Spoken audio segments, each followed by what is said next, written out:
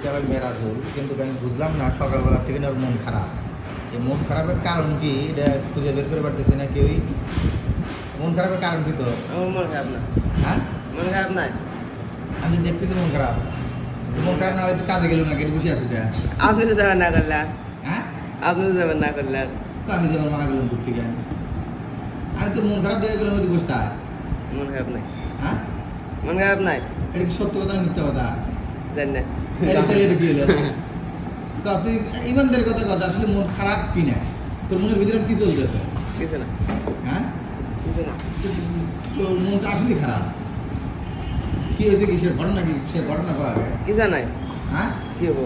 তোর মন খারাপ কেন? এমনি কার সাথে কথা হয়েছে? না, কেউ গান পেয়েছে? না, তাহলে খাওয়া না এমন সমস্যা?